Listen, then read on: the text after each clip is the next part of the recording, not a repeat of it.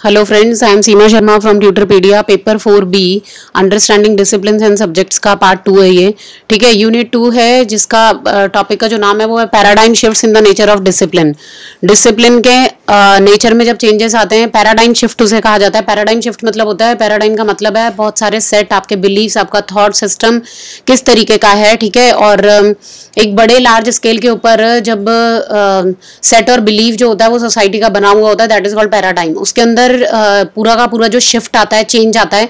ठीक है, तो उसकी वजह से डिसिप्लिन के अंदर क्या चेंजेस आए हैं उसके बारे में बात हो रही है इस चैप्टर में। ठीक है, यूनिट में शुरू करते हैं क्वेश्चन नंबर 1 से। Set of the beliefs, ideas and the perspective is. जब हमारे आइडियाज, बिलीव्स और पर्सपेक्टिव, हमारे देखने का नजरिया और जो सोच होती है वो जब बदल जाता है तो उसे हम क्या बोलते हैं? डिसिप्लिन बोलते हैं, थिंकिंग प्रोसेस बोलते हैं, पैराडाइम बोलते हैं, none of the above. It's option number 3, that is paradigm. यही मैं पीछे भी आप लोगों को कह रही थी कि हमारे बिलीव्स, हमारे आइडियाज और हमारे पर्सपेक्टिव के पूरा का पूरा जो एक वो है, कॉम्बो है, जो इकट्ठा करके इन सब चीजों से जो हमारा थिंकिंग प्रोसेस बनता है, that is paradigm. Then comes question number 2। Importance of the paradigm shift are. Paradigm shift की इंपॉर्टेंस क्या है? Focus on the individual potential. ठीक है, ये इंडिविजुअल पोटेंशियल के ऊपर फोकस करता है। Emphasise on meaning rather than the rote learning. ठीक है, ये ज्यादा एम्फेसाइज करता है मीनिंग के ऊपर rather than the rote learning को वो करता है, अवॉइड करता है, क्रैमिंग नहीं करने देता। Help to understand the purpose of the learning. Learning के पर्पस को समझने में हेल्प करता है हमें, या फिर all of above. All of above is the right answer. ये सभी पैराडाइम शिफ्ट के इंपॉर्टेंस है। ठीक है, जब हम लोगों की एक जो ट्रेडिशनल कन्वेंशनल जो वे ऑफ टीचिंग था, ठीक है, या फिर वे ऑफ अंडरस्टैंडिंग था, लर्नर्स अप्रोच था, उसमें क्या था, वो it was completely a lecture method की, मतलब सामने वाला सिर्फ बताया जा रहा है और जो रिसीवर है, जो पार्टिसिपेंट है, जो स्टूडेंट है, उसे सिर्फ ग्रैब करना है, सिर्फ सुनते जाना है। ठीक है, they can not involve themselves in the teaching method. ठीक है, वो खुद इन्वॉल्व नहीं हो सकते हैं, वो कोई क्वेश्चंस रेज नहीं कर सकते हैं। तो अगर इस तरीके की जो वो डिस्कशन टाइप नहीं है कुछ भी, ठीक है, तो ये कंस्ट्रक्टिविज्म जो है वो उस चीज के बारे में बात करता है, पैराडाइम शिफ्ट। ठीक है, then come the question number 3। The art of the science of teaching student is. Students को पढ़ाने का जो आर्ट या फिर साइंस है उसे हम क्या कहते हैं? इंस्ट्रक्शंस कहते हैं, पेडागोजी कहते हैं, ऑर्डर कहते हैं, none of the above. It's option number 2। ये तो पता ही होगा आप लोगों को, पेडागोजी। ठीक है, जो पढ़ाने का जो सेंस है, आर्ट और जो साइंस है, टीचिंग करने का जो बेसिकली है word, particular term, that is pedagogy. ठीक है, then come the question number 4। The main perspective of the educational psychology. Educational psychology के जो इंपॉर्टेंट परस्पेक्टिव्स हैं वो क्या हैं? परस्पेक्टिव होती है देखने का नजरिया और सोचना और समझना। ठीक है, बिहेवियरिज्म, कॉग्निटिविज्म या फिर कंस्ट्रक्टिविज्म या फिर all of above. Educational psychology जो है, एजुकेशन की अगर हम बात करें तो बिहेवियर के ऊपर भी फोकस किया जाता है। ठीक है, उस बिहेवियर साइकोलॉजी भी देखी जाती है। एक स्टूडेंट है, अगर वो किसी एक पर्टिकुलर कोर्स को करके, कंप्लीट करके और क्लियर आउट करता है तो हम उसके बिहेवियर को भी ऑब्जर्व करते हैं कि उसके बिहेवियर में क्या चेंजेस आए। कॉग्निटिव होता है, उसकी थिंकिंग स्किल्स जो हैं वो कितनी बढ़िया हुई, उसकी ब्रेन का कितना डेवलपमेंट हुआ है, कितना उसने लर्न करा, अचीव करा। ठीक है, और फिर होता है कंस्ट्रक्टिविज्म, यानी कि उसने खुद अपने आप इन्वॉल्व करना, कितना सीखा अपने आप को, यानी कि are they ready to make few of the questions on their own, are they ready to involve themselves in the debate, in the discussions and all that. तो वो कंस्ट्रक्टिविज्म है। ठीक है, तो इसीलिए ऑल ऑफ अबव है। ये सभी एजुकेशनल साइकोलॉजी के क्या है? वो हैं मेन पर्सपेक्टिव्स हैं। Then come the question number 5। Who said education is the manifestation of the divine perfection already existing in man? किसने कहा कि एजुकेशन जो है वो क्या है? वो एक मैनिफेस्टेशन है ऑफ द डिवाइन परफेक्शन, एक भगवान की तरफ से आया हुआ एक परफेक्शन है और वो ह्यूमन के अंदर ऑलरेडी एग्जिस्ट कर रहा है, बस बाहर नहीं आया अभी तक। ठीक है, यानी कि सब कुछ हमारे अंदर पहले से है, लेकिन उसे बाहर लाना जो होता है वो ह्यूमन के हाथ में होता है कि वो किस तरीके से उस चीज को बाहर ला सकता है। यूनिवर्स ने हमें सब कुछ दिया। ये किसने कहा था? महात्मा गांधी ने, ईश्वर चंद्र विद्यासागर, स्वामी विवेकानंद या फिर none of above. It's option number 3, that is Swami Vivekananda. इन्होंने कहा था कि एजुकेशन जो है वो एक मैनिफेस्टेशन है और एक डिवाइन ने ऑलरेडी परफेक्शन दिया है ह्यूमन को।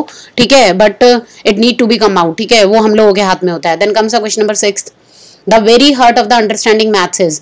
मैथ्स को समझने का जो है वो बेसिकली अगर हम बात करें कि मैथ्स का कोर है क्या? To improve the communication, to improve the communication, maths नहीं है सॉरी, ये स्किल्स है। ठीक है, कम्युनिकेशन स्किल को इम्प्रूव करना, to maintain the active learning, active learning को मेंटेन रखना, यानी कि एक्टिवली पार्टिसिपेट करता रहे student, to solve the problems या फिर none. Option number 3 is the right answer. Maths का अगर कोर हार्ट बोले तो प्रॉब्लम्स को सॉल्व करना, प्रॉब्लम सॉल्विंग एबिलिटीज को एनहांस करना। ठीक है, then comes question number 7। Idealism was born in India out of script of all. ठीक है, ये कह रहा है कि आइडियलिज्म क्या है? आइडियलिज्म कहाँ से इंडिया के अंदर बॉर्न हुआ? वेदास से, पुराना से, उपनिषद से, ठीक है, या फिर ऑल ऑफ अबव। आइडियलिज्म जो है वो आइडिया, फेथ, बिलीव, वैल्यूज, इन सारे सिस्टम के बारे में बात करता है। तो आइडियलिज्म जो है वो आइडियल और आइडिया वर्ड से निकला है। ये हमारे वेदास में, पुराणास में, उपनिषद सभी के अंदर से निकाला गया है। ठीक है, इंडियन फिलोसफी की अगर हम बात करें तो ये ऑप्शन नंबर 4 है, ये सभी से आया। ठीक है, इंडियंस के लिए अगर बात करें तो वेदा, पुराण और उपनिषद था। लेकिन अगर हम वेस्टर्न साइकोलॉजी की बात करें, वेस्टर्न साइकोलॉजी की जितने भी एक्सपर्ट्स है, फिलोसफर्स हुए, उनकी बात करें तो उसके अंदर प्लेटो हो गए, सोक्रेट्स हो गए। ठीक है, इन सब के जो फिलोसफीज थी उन सब का भी मर्ज जो है वो आइडियलिज्म के अंदर है। आइडियलिज्म क्योंकि एक जो है वो मॉडर्न कंसेप्ट है, right now it is a modern concept. ठीक है, फिर उसके बाद आता है 8th, which feature of the idealism is not true. Idealism का इनमें से कौन सा फीचर है जो कि ट्रू नहीं है? Focus on the human mind, सारा कंप्लीट फोकस जो होता है वो ह्यूमन माइंड पे होता है। बिलीव्स इन नेचर, नेचर में बिलीव करता है। Believe in the unity with God, ठीक है, गॉड के साथ यूनिटी में बिलीव करता है। Character is developed through the examples, character जो होता है वो एग्जाम्पल के थ्रू डेवलप किया जाता है। It's option number 2, that is believe in nature. ये नेचर के अंदर बिलीव नहीं करता, वो नेचुरलिज्म है जो कि नेचर के अंदर बिलीव करता है। आइडियलिज्म कंप्लीटली बिलीव करता है कि सब कुछ हमारे माइंड में है, हमारे थॉट्स में, हमारे आइडियाज में। ठीक है, और unity with the God, God के साथ यूनिटी भी कब हो सकती है? जब हम अपने माइंड में और थॉट्स में क्लियर रहें। And character is developed through the example, और कैरेक्टर को हम एग्जाम्पल्स के थ्रू डेवलप कर सकते हैं। ये सभी कैरेक्टरिस्टिक है आइडियलिज्म के, except believe in the nature, क्योंकि नेचर में बिलीव कौन करता है? Naturalism. Then comes the question number 9th, spiritual development and the moral education are the core of। spiritually develop होना और moral education provide करना, ये किसके core है? रियलिज्म के, नेचुरलिज्म के, आइडियलिज्म के, none of the above। It's option number C, that is idealism. Idealism का जो कोर है वो है स्पिरिचुअल डेवलपमेंट करवाना और मोरल एजुकेशन देना। ठीक है, वैल्यूज के ऊपर ज्यादा फोकस है, और माइंड, बॉडी और स्पिरिट के, माइंड के ऊपर और स्पिरिट के ऊपर ज्यादा फोकस है। बॉडी और मैटर को ये बिल्कुल भी कंसिडर नहीं करता। ठीक है, तो that is idealism. Then option number 10, question number 10, curriculum according to the idealism must not contain. Curriculum को अगर हम आइडियलिज्म के साथ जोड़ करके देखें, जैसे आइडियलिज्म के साथ टीचिंग मेथड है, आइडियलिज्म के साथ सिलेबस, आइडियलिज्म के साथ टीचिंग मेथड है, टीचर कैसा होना चाहिए। ठीक है, एजुकेशन एंड आइडियलिज्म, तो करिकुलम जो होता है वो आइडियलिज्म के अंदर अगर हम देखें तो इट मस्ट नॉट कंटेन, इसे क्या चीज कंटेन नहीं करनी चाहिए?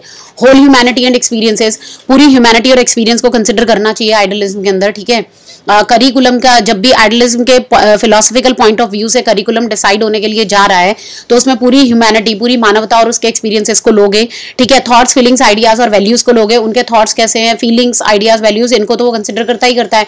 Preparing a child for the real life या फिर स्पिरिचुअल डेवलपमेंट, इनमें से कौन है जो कि कंटेन नहीं होगा? मस्ट नॉट कंटेन है। ठीक है, क्वेश्चन को केयरफुली देख लो, इट्स नॉट।